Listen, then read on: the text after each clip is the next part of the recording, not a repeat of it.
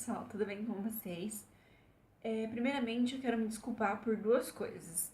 A primeira é porque ontem não entrou vídeo, não deu certo.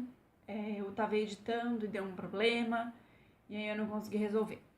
A segunda é pela minha voz, porque eu tô com uma alergia e minha voz tá um pouco ruim e meu nariz tá um pouco congestionado, então fica um pouco fanhosa a voz. Mas mesmo assim, eu vim aqui gravar para vocês novamente para falar para vocês então dessa nova série que eu vou começar aqui no canal hoje, que era para ter começado ontem, como eu falei no vídeo de domingo, né, conforme prometido, para vocês sobre os livros da Emily Giffin. E eu já fiz algumas resenhas antes desses livros, quando eu os li, né, na época que eu li todos eles, mas eram umas resenhas bastante reais e sem muitos detalhes. Então hoje eu vou começar essa nova série aqui, né, para fazer aprofundado, né, e dando mais a minha opinião sobre os livros, comparando também com outros autores. A forma como são escritos os livros dela, né? A narrativa dela comparado com os outros autores. Então, para começar esse vídeo, né, e essa série, eu vou mostrar para vocês o último livro que eu li dela, que é Uma Prova de Amor. É um livro muito lindo, é uma história bastante diferente e conta a história da Cláudia, que é uma editora muito bem sucedida de Nova York, e ela tem um diferencial nos sonhos sonho com relação às outras mulheres, que é não querer ter filhos.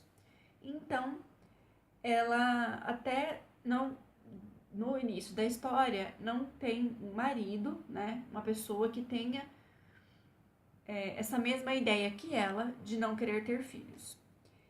Só que aí, então, ela conhece bem e, nesse momento, ele também compartilha dessa ideia de não querer ter filhos.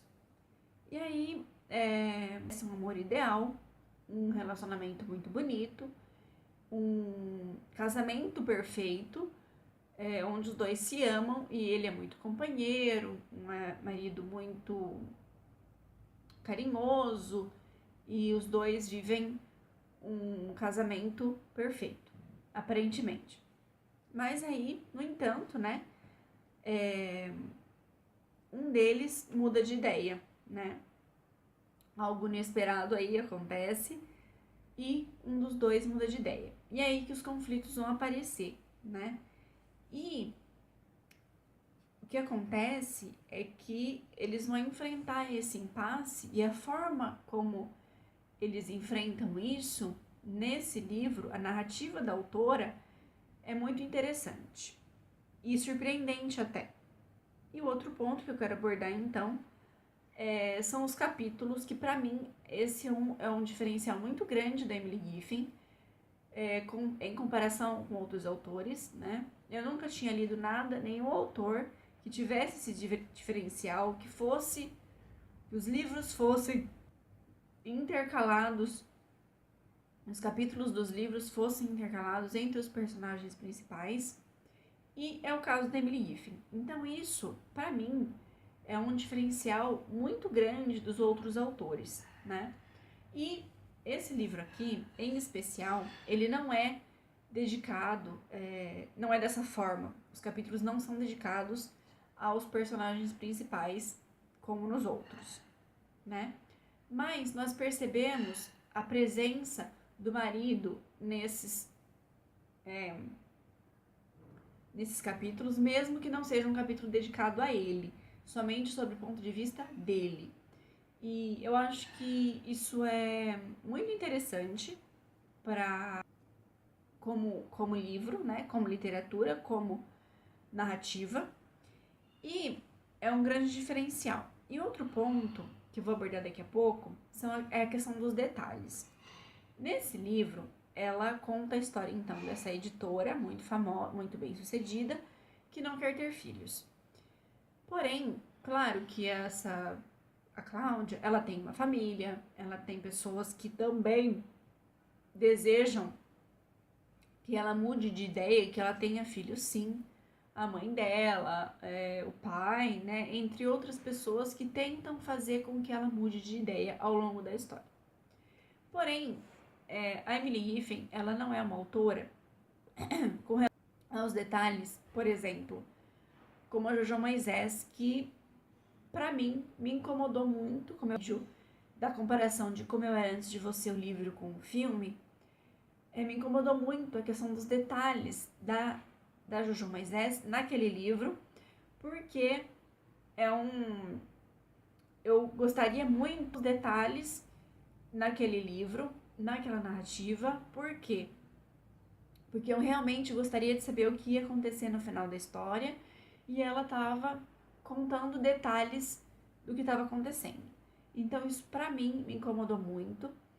Porém, se você for comparar essa autora, por exemplo, com o Nicholas Sparks no início de Uma Longa Jornada, ele também faz uma descrição muito bonita, muito bem feita no início de Uma Longa Jornada, contando pra gente o que está acontecendo com o personagem principal.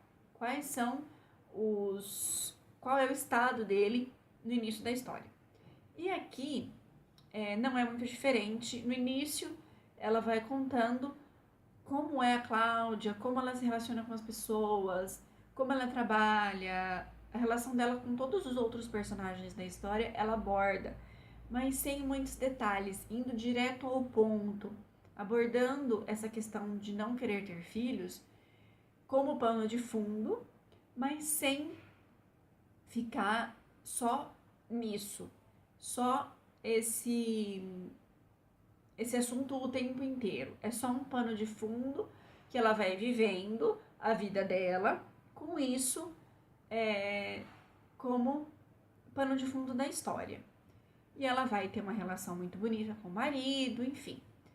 E esse livro, independente, eu queria falar isso também aqui, que independente da idade, se você gostar dessa autora, leia. Se você se interessar por ele, leia.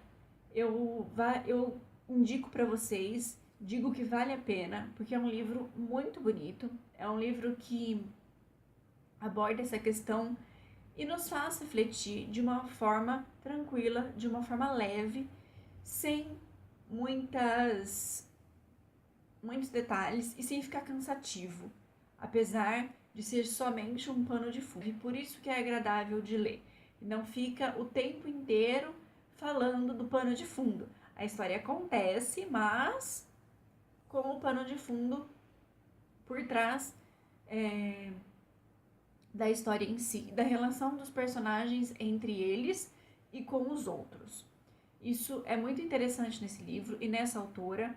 Nos outros livros também é dessa forma, também é uma narrativa gostosa, é uma narrativa interessante e é uma narrativa que vai direto ao ponto, que não fica demorando para contar a história em si.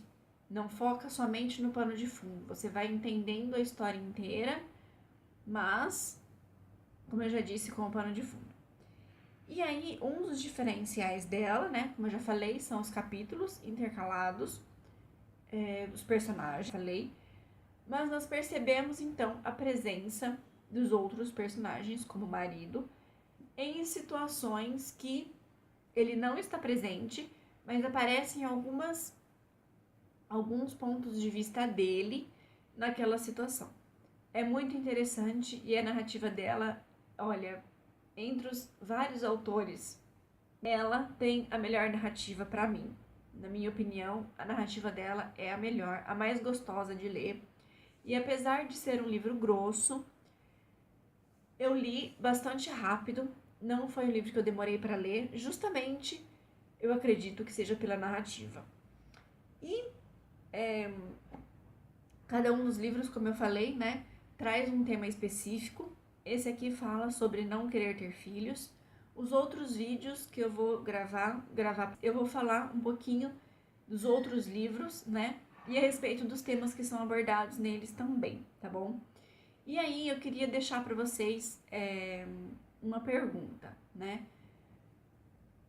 Vocês querem, vocês pensam, vocês sonham, vocês mulheres, sonham em ter filhos, em casar? Não só em casar, mas em ter filhos. Isso é um pensamento que vocês têm nos dias de hoje, com esse mundo todo maluco como está hoje? E é isso então, eu espero que vocês tenham gostado desse vídeo. Dê um joinha para me ajudar na divulgação. Se você não me conhece, meu nome é Thaís e esse canal se chama Devaneios Literários. Se você não é inscrito, está chegando agora, se inscreva aqui no canal para não perder nenhum vídeo. Clica no sininho se você está assistindo pelo celular. Se você está assistindo pelo computador, você vai na página principal do canal, clica na imagem para você também ativar as notificações e receber todos os vídeos que eu postar por aqui por e-mail e por celular, tá bom? Uma notificação de todos os vídeos por aqui, certo? Então, um aviso. No domingo vai ter vídeo aqui no canal, normal. Eu vou para São Paulo na Bienal na sexta-feira. Vou estar lá no sábado.